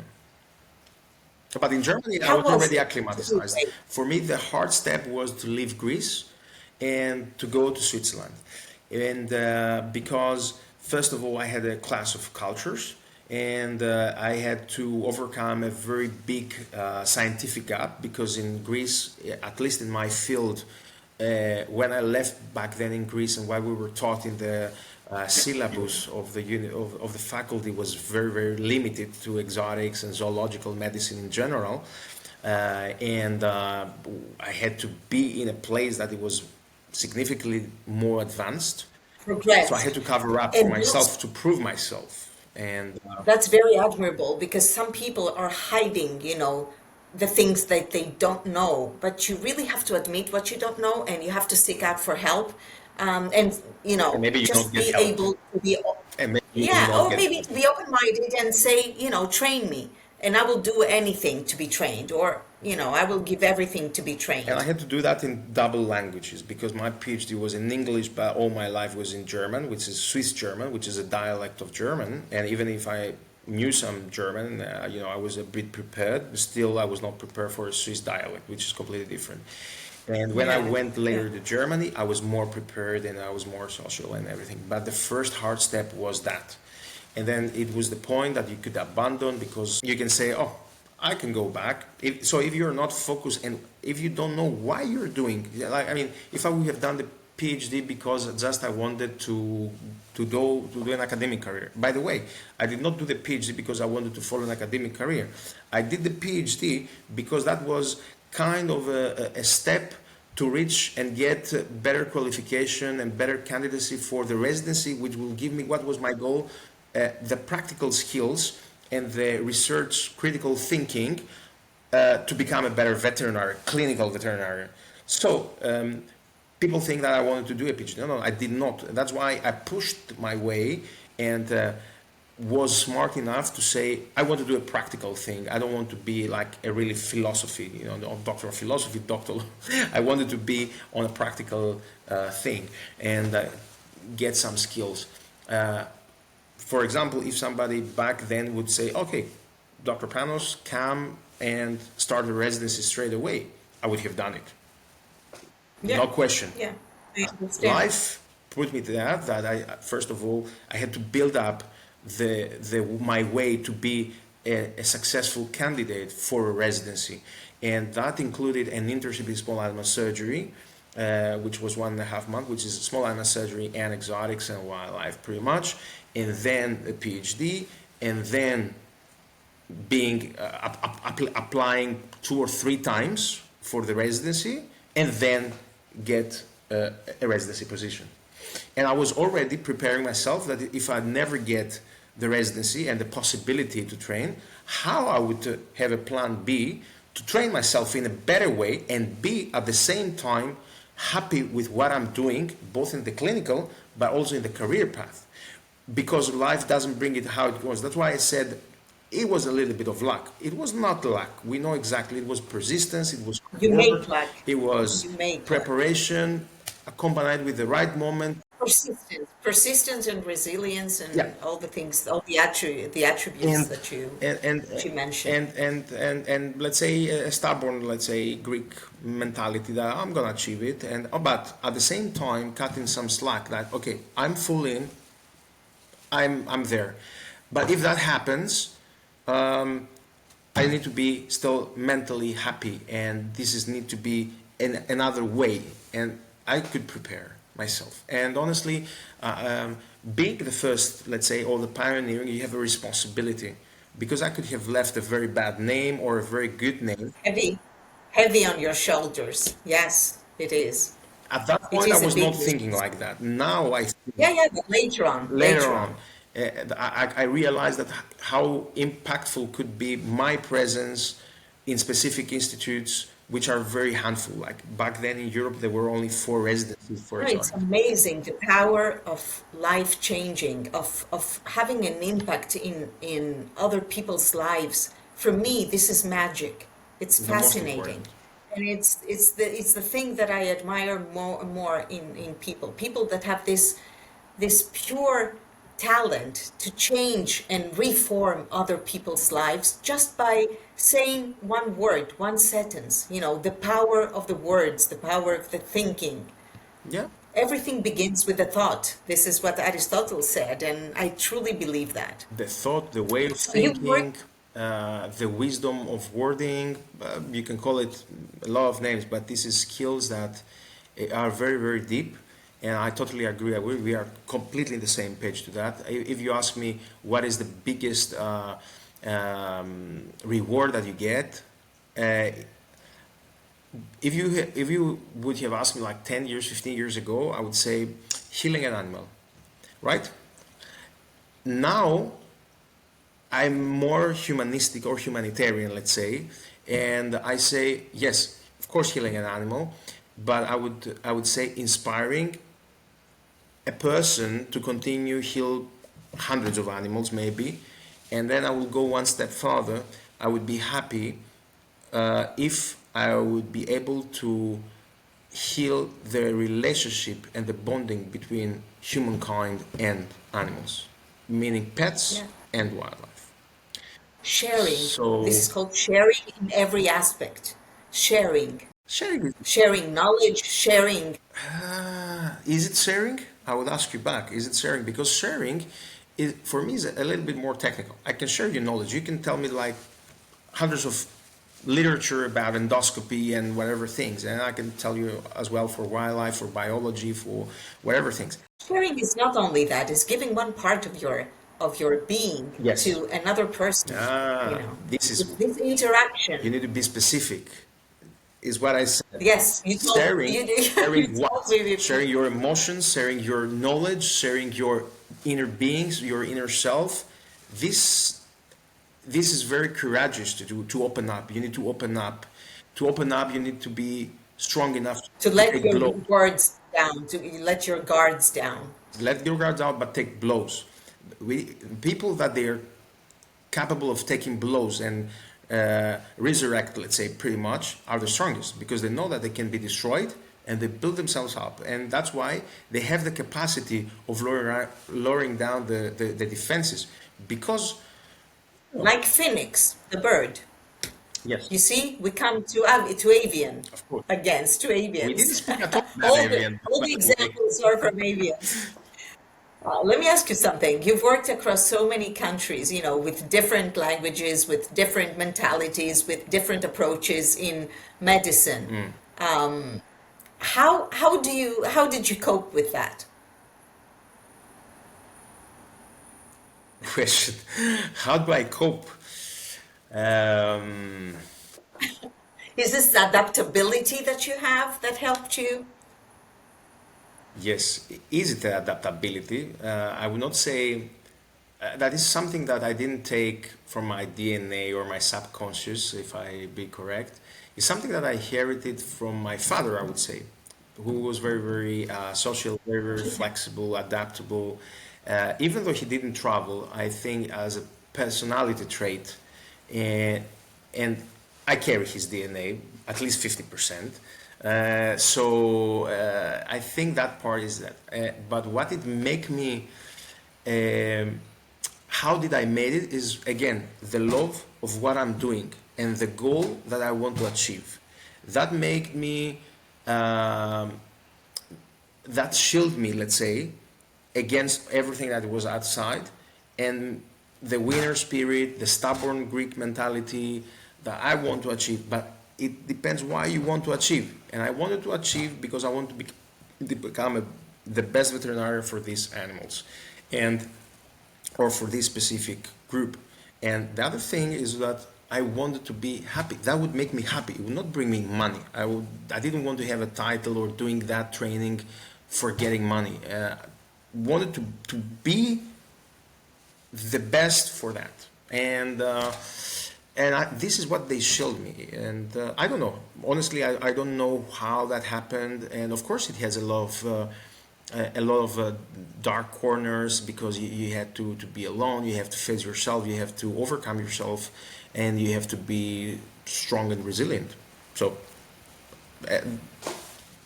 is this shaping? I mean, is the environmental shaping and the trait that the environment puts a mark on your personality. And of course, you can be very open up, and you can be very close. Some people, they just close eyes, close ears, and then just like there. And some others, they can be the same way, but they can open up a little bit and get the positives from one trait or from one culture or from one society. See, does it fit me? Apply your critical thinking that you learn as an early scientist in your veterinary school or in any other scientific module, and see, does it fit me? Is it good for me? Or if it is not good, is it a toxic situation? Should I stay? If I stay, what do I gain? It's about happiness, but this should be a decision making and an internal dialogue with yourself, knowing what makes you happy, and knowing where you want to go, and that can be changed. And more important, everyone has an internal compass. Yeah. Everyone, each and every one of us has an internal compass, and you need to that create cannot options. be dictated. The trajectory cannot be dictated by anyone else but ourselves. And people who take a different path in their lives, and because it is dictated, or because it was obligatory in some terms, they change at some point. They have this internal revolution at some point. Otherwise, they are miserable, and they don't achieve these moments of happiness. They can be also destructive You and work with many overachievers. NGOs. But I'm sorry to interrupt you. But they can be technical overachievers. But the great people and the great minds are never technical. We've talked about so many things. You worked voluntarily to some Greek rehab centers and the wildlife NGOs. So what drives you? Now, it's a silly question because I know what drives you, the passion to be a good veterinarian. But NGOs are a bit, it's a bit different, is a different field, because you don't have to do with, you're not actually communicating with veterinarians, you're communicating with people that are training falcons, or the people that go out in the mountains and look out for falcons, if I understand it correctly. Yes and no. And I will explain now what drives me specifically for conservation. Because if I may explain to the auditorium, is like, okay, we have the big specialty with the zoological medicine. Zoological medicine, it can be subdivided to subspecialties, which is taxa-based, like small mammals, birds, and reptiles. Reptiles. Which is amphibians and reptiles. And then we have what is called zoo health management, which is all the zoological facilities. And then we have wildlife health management, which is practically epidemiology and what constitutes part of conservation medicine. So what a modern term of all veterinary activities that have an implementation to conservation work, to wildlife conservation, they are if I can may say, within they can come under the umbrella term conservation medicine, which means conservation medicine is wildlife epidemiology, population health management, wildlife population health management, which is the name of the specialty, and part of that is also wildlife rescue medicine, and that of course divides again to clinical medicine in wildlife and clinical first aid. For example, if you have a mass mortality event, apart from the epidemiologist, you still need the clinical vet to try and save and minimize the rescue, minimize the mortality factors and the mortality of this mass event. So you have a very big palette, I would say, of clinical skills in order to be in a conservation medicine. And you need to understand biology, ecology, relationships between ecology and habitat, or weather and epidemiology, microorganism migration, a lot of other things, apart from the clinical part. So the more straightforward is like, okay, we are a rescue center and we're saving wild animals. And we return them back to nature. That's a very What kind of animals do you have? You don't only have birds in these NGOs. no. You don't. I mean, again, if we look globally, the rescue centers and No, I mean the one that you are involved in Greece. yes, some of them that I used to be working with in Greece, they are generalistic. So that means that they can accommodate and rescue all kind of species. And there are also the specialized centers, like for the monk seal or for the sea turtles or for the bears and wolves.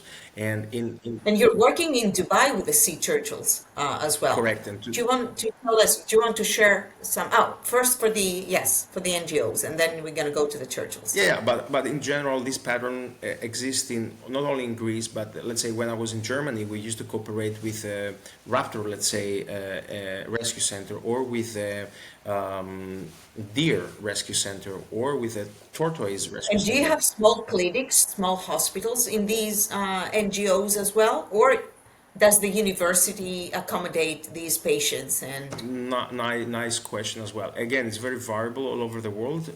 You can have some of the rescue centers. They are very minimal in resources, so they just rescue. Then there are some others that they have small clinics integrated in their facilities. Some they're just cooperating externally with veterinary hospitals or veterinary clinics, which might be as well small animal veterinary clinics. And then in some other cases, we have specialized hospital for wildlife, which are very few and unique around the world, which are in a very high level. We are talking about CT, MRIs, all modern equipment, histopathology, whatever, just for the wildlife. You have institutes that they are conducting all this wildlife epidemiology and monitor the different impacts of diseases, and not only diseases but also anthropogenic pressure to the wildlife populations. And then you have, of course, the wildlife rescue within a university veterinary clinic, which is also a teaching veterinary hospital. And yeah, now, of course, we have different rules due to zoonotic diseases and transmissible diseases between pets and so on. So normally is a different area. So, of course, as you understand, all this has different equipment, different level of academic knowledge, different interaction with different specialists, for example.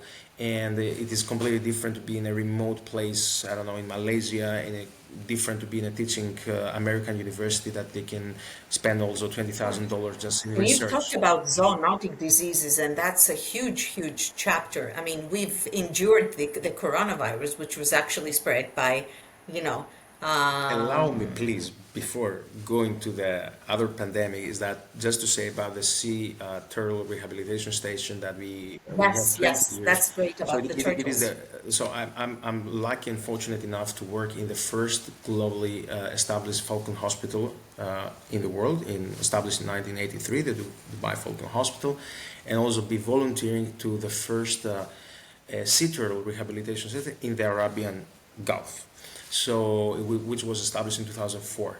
And How many turtles are inhabiting the rescue center now? per year, you mean how many we process, let's say, per year, or in Yes, general? how many you process? Yes, your case log. It is variable, I would say, and I would say around 100 turtles, yeah, and sometimes even Okay. more. But I And would this say, is a specific breed, like a kind of yeah, turtles. I mean, another peculiarity of this rescue center and wildlife NGOs all over the world is like what might be considered exotic in Europe or in the United States, it might be the local fauna in South Common, America or in yes. Africa. And all these rescue centers, somehow they bring knowledge of species that we don't know very much.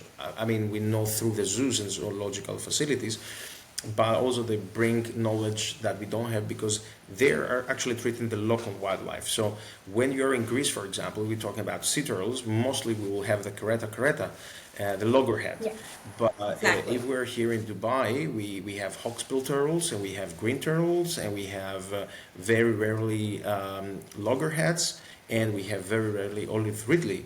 So of course, somebody says like, okay, they are all sea turtles. What are the differences? But they are differences. And I will tell you as a specialist, what I learned is that you don't know nothing. Something that somebody of our ancestors used to say. I don't know. The only thing that I know is that I don't know nothing. And as a specialist, studying avian medicine for 3 years and reptilian medicine, but mostly avian medicine, is that in the 3 years that I was super focused on avian medicine, I know how much knowledge it was out there about avian physiology, avian immunology, avian virology, that I could not grasp. I know where it is if I need it, but I could not really enhance the whole depth of all this avian knowledge. That's the Danny Kruger effect. You know the Danny Kruger effect. That's the Danny Kruger effect. But the more we acquire knowledge, the more we perceive what we do not know. Exactly. The more we are aware of what we do not know. You know, the dangerous thing is not to know and not to be aware that you do Yeah, not know. yeah.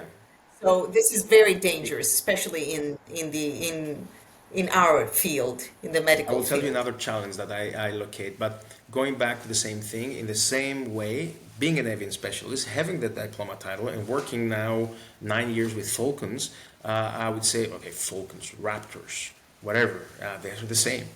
No, you can It's understand okay. that even between species, like, of course, falcon, they look the same, right? They are not the same. Believe me, they are not Of the course same. they're not.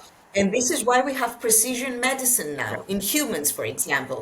Humans are not, it's not a general treatment, it's an individualized treatment, and treatment regimes have to adapt to the person. This is even deeper because actually what we have in veterinary medicine is like, let's say, okay, the big umbrella is zoological medicine, then you go avian medicine, then you go to the family medicine, let's say raptors, then you go to the order, let's say order family, and then you go to more to the species level, you say falcons, right?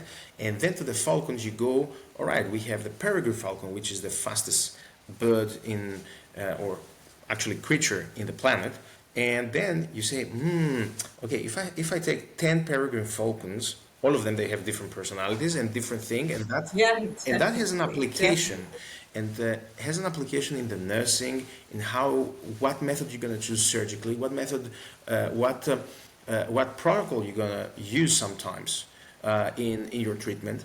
And it's so subtle that you don't understand it unless you do that. You do it intensively. And maybe I can tell you it's not very visible maybe to the dogs or to the pets because they're not so different species.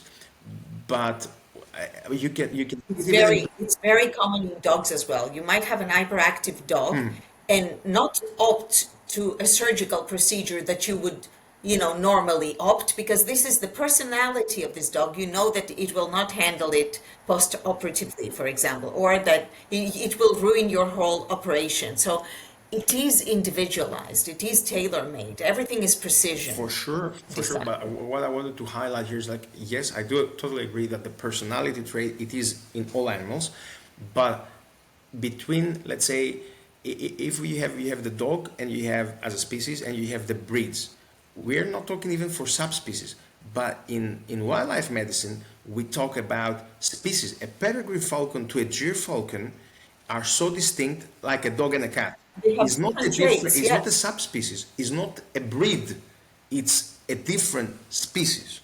And that Yeah, makes it yeah, an even more distant and different and lacking of depth in knowledge, medical and ecological, on that specific species. And this is the challenge, because we should always depthen our knowledge, medical or ecological or biological, if you call it. But then there is a big challenge. Nobody would pay for that. Nobody would don't understand say why we do that. it, and nobody would understand the necessity and how this impacting the individual treating and health and rehabilitation of a specific bird, wild animal, in order to be surviving back in the nature. Because this is the big You difference. only need a few people to understand. You only need one to understand in order for the world, to change sometimes. You don't need the mass No, the to, mass will to, never to understand. understand. But allow me to differentiate, because wild animals belong to everyone's, and then there is a high responsibility, because these animals, they should be athletes and they should be able to survive in the harsh, not Disneyland, but if the monk seal is not fast enough, the shark Conditions. say bye bye, you're my meal. And so it is a different approach. Then if we have falcon, and falcons are, or falconry birds, or let's say human managed wild animals like falcons, which by the way, I should again highlight that the falcons that they are now used in falconry, falcons or raptors, are now coming not from the nature, but they are coming from captive breeding or human facilities, let's say farms. Like, okay, there are breeding farms specifically for falcons, for eagles, and this is how we kind of balance And it. how are they selected, Pano? Due to performance, how are they selected to be, the falcons of the royal family, for example? They were specific. Performance tests, Mostly it's performance, and then secondly, genetics. the DNA, the pedigree, as we say, and the appearance, of course, makes because also the appearance sometimes it is correlated with the performance, sometimes not. So here, just to go back to a different spot, we have so many different discussions at the same time. But just going back to the falconry world is like. The falcon's tradition, in a falconry tradition, like we said, was providing meat for the family. Now it is developing, it has modern applications, and the modern application is that falconry techniques, are used, let's say, for education, for environmental education, are used for biological control, for example, biosecurity in airports, so that we don't have air crashes. And I don't know if you heard, in Greece we had a couple of that. I didn't know that application. That's Yeah, amazing. so because it is the natural enemy, so by How do they do it? How you do fly they the do falcon it? around the airport in specific timings and so on. That's a very specific procedure, so that you don't, so that the flocks of wild birds that they're migrating through the airports, that they are scared away. And it was Okay. found that through different methodologies that they were applied, only the falcons and falconry techniques, they were the ones that safeguarding. And I have been also involved in two incidents of the military air force in Greece that they were implicated, and we didn't lose people, but we had severe damages. Yes, yes, I know about And the the birds, but biological I didn't know that control the falcons also, restrain. yeah, and also the biological control is in nonsense flock of birds, like we know the crows or the pigeons, that with their urates they are very acidic, and they can destroy, I don't know, the ancient marbles that we have in Greece, or if you go to a Monuments or yeah, or whatever. the property, or let's say it could be, we go back to the One Health topic, and we say, like, right, like, okay, I love the crows, but if I have like 3,000 crows nesting in the central square of, I don't know, of course that creates an overpopulation. Overpopulation needs to be controlled, and then what is best for the natural animal, because of course you cannot go, and it's not welfarish, let's say. You cannot trap, you cannot shoot, you cannot do some things, like either from welfare point of view or from because you are in a populated area. So flying falcons, which are the natural. So this is, I think, the most important modern application of falconry. Like if somebody doesn't want to hunt, right, okay, because it's a hobby or whatever, you use the hunting techniques and you use the falconry techniques for our, let's say, social benefit. And the last one, but not least, what is very important for me as a conservationist, is that falconry community was the first to be able to reproduce in captivity, not either captivity or under human or artificial, but using, for example, artificial insemination and other techniques, rare species of raptors.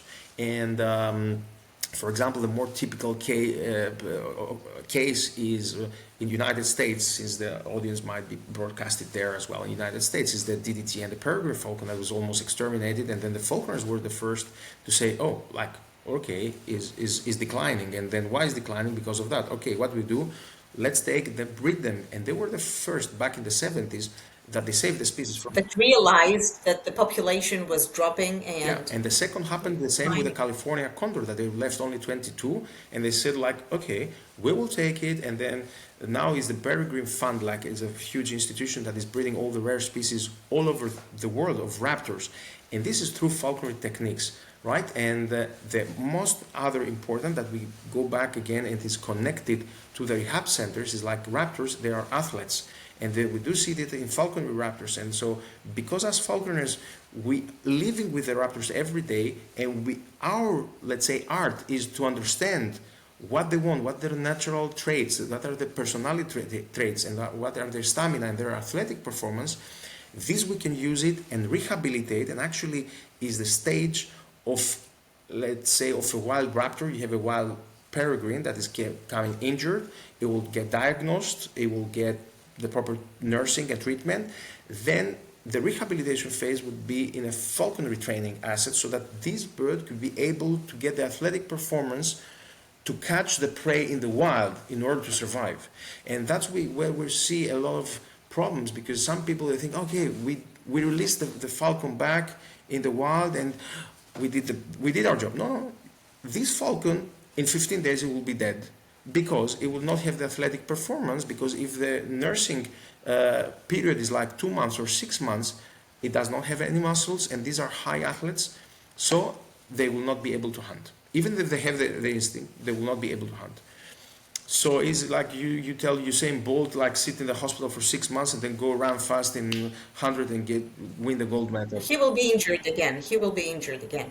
Tell me about the story that you have told me, I think 1 or 2 years ago, about a female falcon that you were feeding, and she was very, very aggressive. And, when she was not used to you, she used to bite you. But once, you went there every day to feed her, it was some kind of a story like that.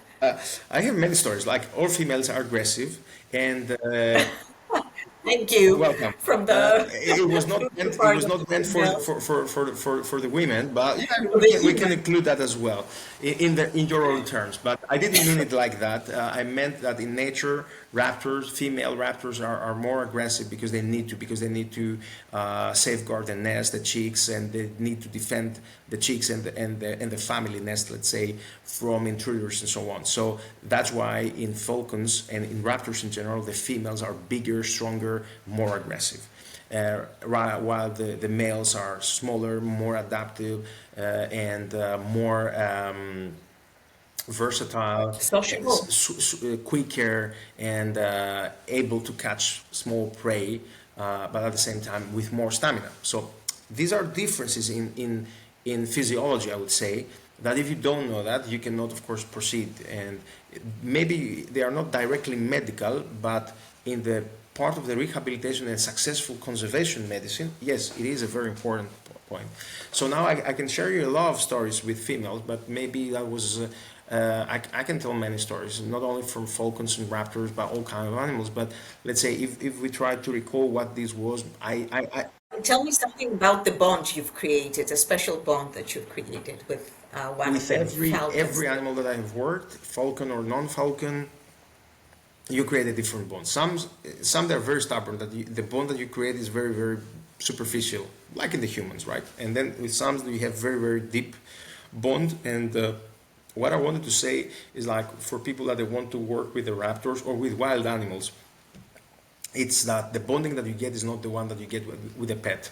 And we're not talking about imprinted falcons or imprinted parrots, imprinted lions and all these things, or imprinted wolves and all these things. If you really have wild animals, they can sustain wild animals. And the falcons and as well as other birds, they remain wild because they are not fully domesticated as the pets. So we never forget that these can Do remain they wild animals. sentimentally respond? Yes, they can. It's now proven that, of course, even snakes and reptiles, they can have their love language, let's say, and their expressive language is only us that we cannot read it. And that's why some people are more charismatic and some other, they understand.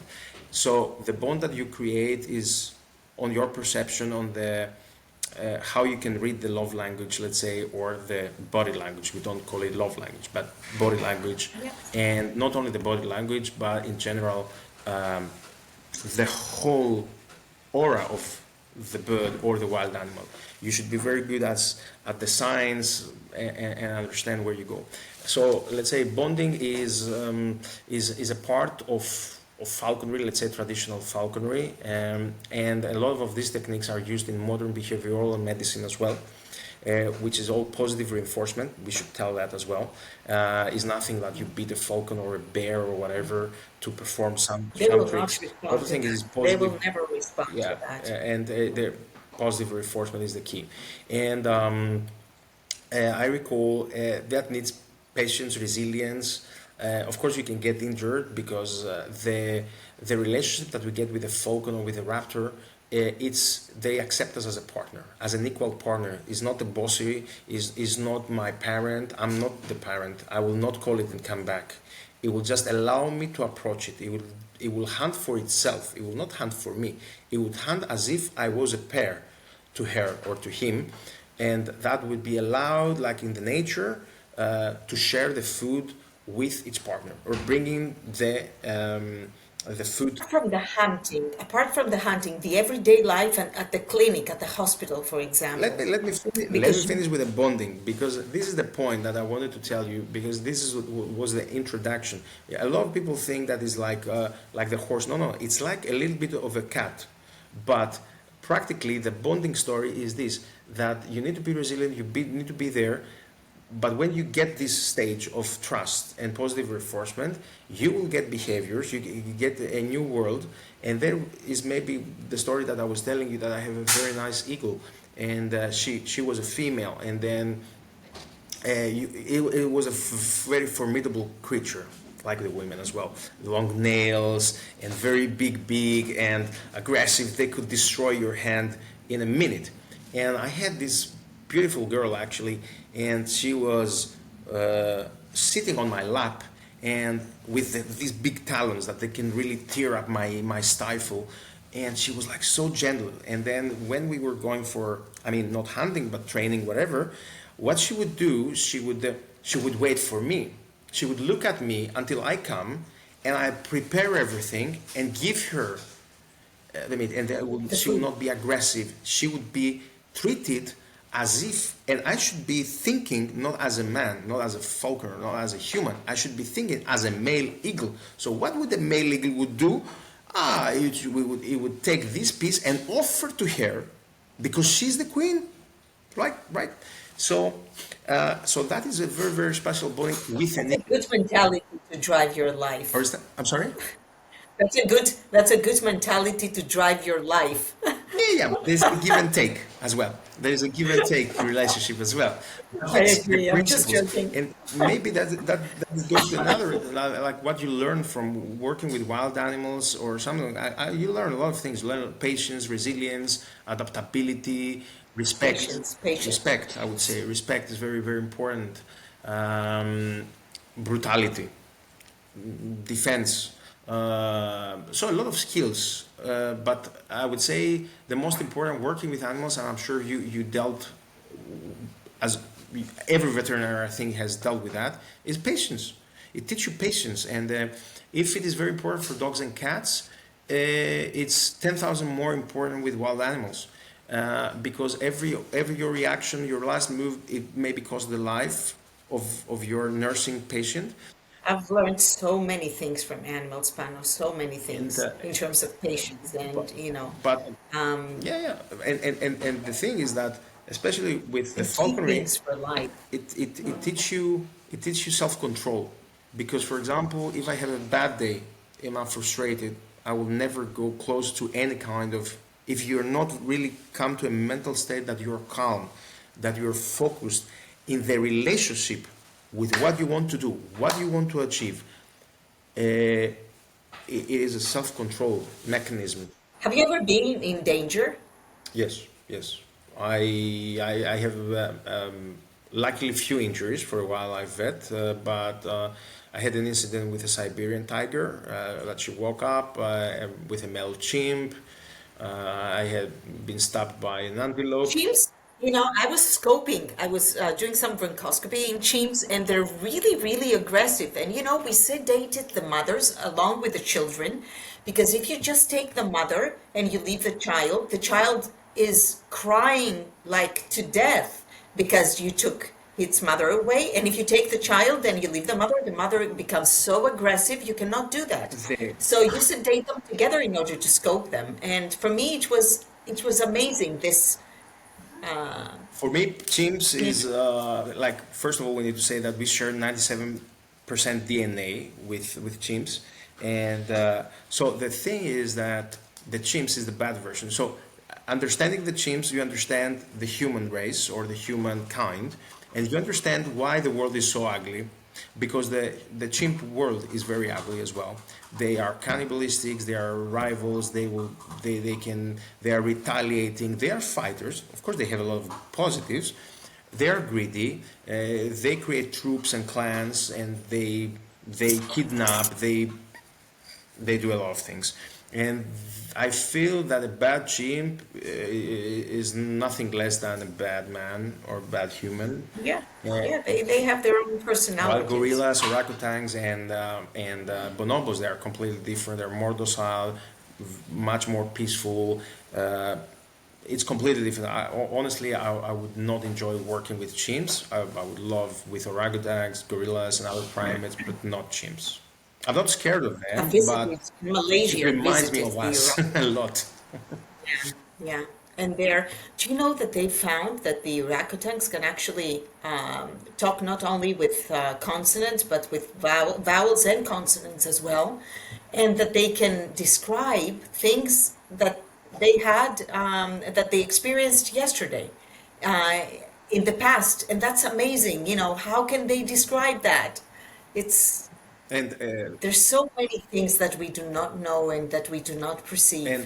cognitive behaviors, or let's say cognition in general, and what we call behavioral, is really a 0 point at the moment. So now we are conducting with an expert from the United States. We will be conducting next month an experiment about the brain capacity, let's say, of the peregrine falcons, and see their ability, their cognitive ability. And I was reading just yesterday, I think, that orcas, they are mimicking really human language, and that was like, oops. Yeah, that's a different thing. So we Tell just me an advice that you would give your younger self. what advice I would give my younger self? Oof, Yeah, be an 18 years old again, or maybe, right after your specialty. not to be maybe so naive with people, not believe. I mean, I don't. No, it's not naivete, it's open-hearted. You're open-hearted. It's not being naive Correct, correct. So that's why I wanted to and good say intentions. not to be, let's say, I don't say not to be open-hearted. You should be open-hearted, but uh, at the same time, you should not be ignorant of the dangers that the open heart carries. and the burden, and of course that can make you strong, but they can also destroy you or demotivate you or to so I think I believe as a person always to see the good in the people, and I am very stubborn, as I said. So I had to go very, very deep and far that somebody to to prove me very wrong in that is a bad person. But I learned that let's say through all this experience that there are people that they might be jealous, there might be people to they are not honest and sincere, and I think that is what I would say to my younger self. Otherwise, follow your heart is my motto, and of course that does not only follow your heart, is follow your brain, be a strategy, comes with some certain skills and persistence. But all that for me, it comes from love what you do. So finding what you love is going to bring you to where you are. Yes. And then if I would say Yes. 15 years to somebody, because I had a lot of people saying, oh, but where are you going to find a job as a zoo vet or as a whatever exotic animal veterinarian, whatever? Why you don't do something more down the path, True. some more mainstream that you'll be. So that's okay. I'll do what I want, and I'll see. I'll see. And then, of course, when I got the job here with the royal family, everybody said, "Oh, very nice." He's like, "Yeah, I'm sorry, but you were the guy telling me 10 years ago that I will not find a job, that I will not be happy, that I will be." So, a path brings you to where You you know, want to go. passion is something that you would do even if nobody paid you and somebody's paying you to do what you love and you don't believe that you're being paid for that. But that's Yeah, passion. You would anyway do yeah. it. And then Okay, you and have a to lot of wrap it passions up, as well. And you might have a lot of passions as well. That's a problem as well. yeah, yeah, definitely, definitely. Um, as someone who works to heal and to save lives across species, how do you define a life well lived? That's, you know, A life well lived. Ah, a life well lived. uh, What's the meaning life of well it lived. all? I would say a simple. Okay, you want the laconic version of that? Do I need to explain? I want whichever version you want to give. We're talking like 2 hours, What's the right? meaning? What's But the meaning? Why are we here? if I try to say it with few words, is a simplistic, meaningful life that leads to happiness. And I say simplistic because we tend to be overcomplicated. We tend to become even more complicated, evolutionary. To perplex So things. bring back simplicity, bring back it will bring back joy, uh, but you should leave a meaningful legacy. Is it a legacy in the conservation? And then going back again to why I'm helping and why I'm doing a lot of projects and wildlife conservation, because I don't get paid. Most of them they are voluntarily, and actually I would maybe put money on that, money that I gain and accumulating wealth. I would just share it, donate it, and all these things. And the reason that you do is because you believe that you're leaving a legacy, not for your name, but for the next generation. Is it in education? Is it in life? Is it in conservation? And is it rescuing a species? Is it balancing what our humankind is destroying the earth and try to balance out a little bit of this harm that we do as a humanity? And then it should be extended, and I will emphasize that not only to the conservation, because long years ago I was thinking, all right, I'm a vet, my role is to do conservation and as a wildlife vet and heal and offer this, repair this bond between human and pets or animals, as well as bringing the voice of the animals. But again, now growing up, both professionally as a person as well, the voice that we give to the animals, then a lot of people say, we are the voice for them. Yes, we are, but actually you are your voice, because otherwise you should be so deep to be thinking like an animal. And animals, they think about survival, about instincts, about very basic things. They don't think about other things. So is a very big projection saying that I'm the voice. Yes, that's why we need to be specific. In some specific welfare issues, yes, we are the voice, but not in everything, because then you go to psychiatry and to go to another scientific field.